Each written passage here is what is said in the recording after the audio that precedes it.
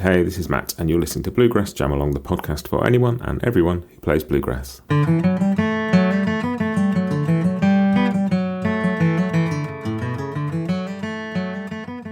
Hey everybody, welcome back. This is a food for thought episode, and if you've listened to the podcast much, you know what those are by now. It's just a quick thing, a quick idea, something like a little thing that I've been thinking about that maybe if you think about might help you in the way it's helped me. That's a really clumsy description, but you know what I mean. And the thing that I'm going to talk about today is something that came up when I talked to Tim Stafford on the podcast a few weeks ago, and he was talking about Tony Rice and about his own kind of teaching DVD and just focusing on fundamentals. And one thing that he brought up was tuning. And look, I use an electronic tuner all the time, and I sort of rely on it. And Tim made the point that maybe, you know, we're all too reliant on these things and that we should be using our ears for tuning and refining our ear. And the thing he recommended was using a tuner to tune your ear. Now, he's not suggesting you clip one on and actually tune your ear. What he's saying is tune your guitar and then use your tuner to find out how accurate it is.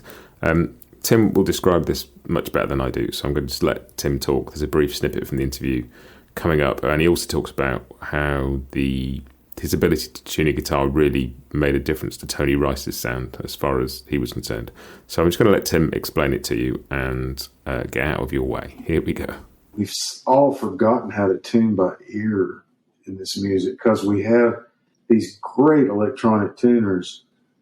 And my point in the video that I did was you can take one of those and it can help you tune your ear again, because you can take one of these tuners and then take some other techniques that we can look at, like octaves, like a tuning fork, and that's what Tony used, was a tuning fork, and some of these other ways, and then you use your electronic tuner to see how close you got, so you can use the tuner to actually tune your ear. I think that's probably the best way to use one. Although I got to admit, we get in these live situations, we're on stage, I ain't got time.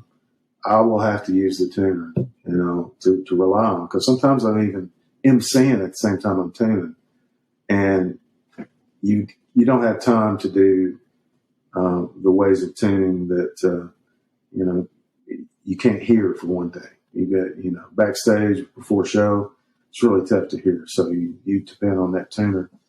But they had similar challenges years ago, and somehow they found a way to do it. And my point is, nobody that I know of could tune a guitar better than Tony Rice. Of all the things he did well, that may be one of the very best that he did. And when he played, it sounded the way it did, partially because of the way he was able to tune the guitar. I hate to say that, but it's really true. It's really a function of how good his ear was, that the guitar always sounded as good as it did. Because I go back and listen to stuff I've done, man, I'm like, gee, I wish that string there wasn't just the tiniest bit sharp, but it is, and I'll have to live with that. And it wasn't all the way through the song. It was in one area. So that at that point, we're talking about intonation again, and ways to make your guitar stay in tune once you get it there. Very subtle stuff, but very basic stuff. If you don't have a command of those fundamentals, it's going to be hard to be a advancing guitar player, as Mick Goodrich called. Cool. That makes a lot of sense to me. And it's something I've been working on a bit since I chatted to Tim. So I thought I'd share it with you and see how you get on. My ear definitely needs some improving. I used to play pedal steel back in the day, and one of the things that held me back was you're playing with the slide, so intonation is really, really important in terms of being in tune. And I don't think, if I'm honest, my ear is quite that good. But there's no reason it can't get better. And so if I want to play, I need to play in tune. And so this is something I'm going to focus on. That's it. It's a simple thing, but I thought I'd share it with you. And if you want to hear the full interview with Tim, it's on the podcast. Go grab it. It's just head to the interview episodes page on the website, which I'll put a link in the show notes to. It's a fascinating chat. Tim is a lovely guy, just full of interesting stuff. So do go and dig that one out. But in the meantime, I will see you next time, and happy picking.